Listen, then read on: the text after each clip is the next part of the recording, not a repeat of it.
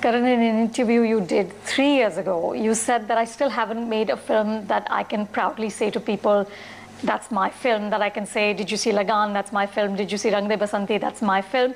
I haven't made it yet, but I will. Is My Name is Khan that film? I'll tell you after it releases.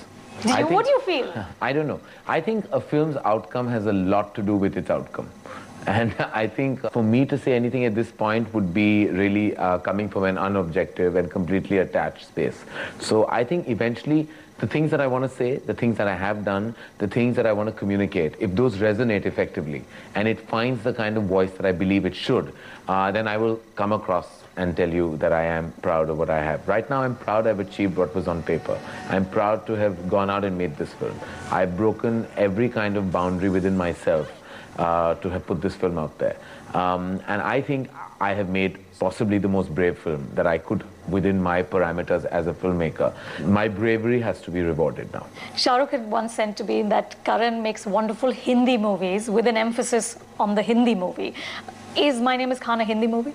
Totally. At heart, at soul, at gut level, it is a Hindi film. I don't know better, no. I can't pretend to want to make a film for any other audience, barring my audience that I know. I don't know how to. I don't think I have the syntax.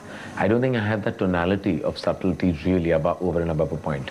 I'll shoot a scene really subtle, then my background score won't be that way. Because there's something just organically Hindi film about me. I've grown up in the lap of Hindi cinema, and I'm so proud to be where I am, that I can't do it. I can't, even if I try a pseudo-intellectual thought process, it'll go nowhere because I will be faking it and it'll fall flat on my face. So in Khan, was there a struggle between the filmy Karan and the more intellectual, serious Karan? I found my feet in Khan from day one. I just knew what I was doing.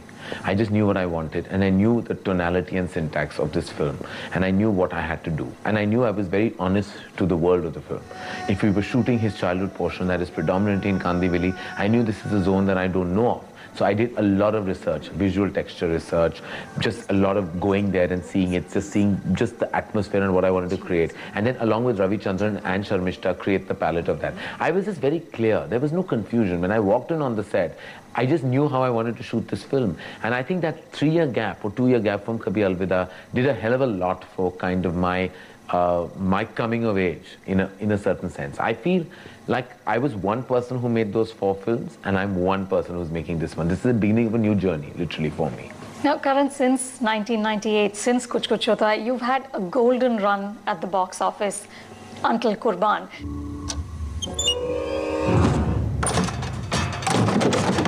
Allah ki merzi. It didn't hurt because you're so not used to having... It'll hurt. Of course it did hurt. Of course, I can't say it didn't hurt. It was not weep-worthy. I have actually cried a lot more on my successes before. Because Why? Because I believe I've built a career on disappointment, in a certain sense, because I had always given myself much more than what happened. When Kabhi Khushi came, I thought it would break the shackles and emerge as the Hum Aapke Hain Kaun. It didn't. It came in the year of Lagan and Dil Chahta, and I was kind of the old wine and new bottle film. Kal Ho Na Ho came about, and it was the year of Koi Mil Gaya, where the science fiction film was given that zoom, and we were like the more intimate, heartfelt film of the year, but definitely not the film of the year was Koi Mil Gaya.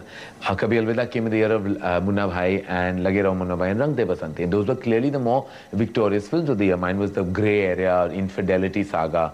So I was like, oh God, this didn't go the way I had to, you know. So at the end of the day, I kind of feel I've built a career in disappointment. So I have cried on those films, Anu. Really sat at home and wept in places, like, and really felt sad. And those were cinematic successes. They made money. Qurban, I didn't cry in any corner. It's really strange. I was like resilient in 2 days. I was like, I'm back again on the battleground, and I'm going to emerge with the same team again. It didn't break me. You're also everyone's favorite confidant. How do you manage this, given that it's so fraught with camps, with cattiness? I'm a people's person. I genuinely enjoy people. I celebrate them, and I like them, and I ask a lot of questions, and I actually care to listen to the answers. I'm like that. I've been made like that. Being an only child, I suppose, you're trained to kind of investing emotionally into your friendships and relationships because you don't have siblings and a large family, essentially, to count on. So I'm all about the people I know, and I genuinely care for their problems, and I genuinely celebrate their successes, and there is a part of me that hurts when they fail. I'm made like that. That's the child I was brought up to be. I am a close and confidant and friend to many people in this industry, and I like that. I really do. I'm one of those few members of this industry who calls it a fraternity. I know I'm a dying breed. Like when I hear about X fighting with Y, A being pitted against C, all that is of course rampant and surrounds us. But I'm not going to be a part of that. Sometimes you can call me a fence sitter. I'd rather be that than take a side, because I don't believe anyone deserves your one. You can't just support one point of view in an emotional breakdown, because there are always two sides to a story. So sometimes I've even sat on the fence.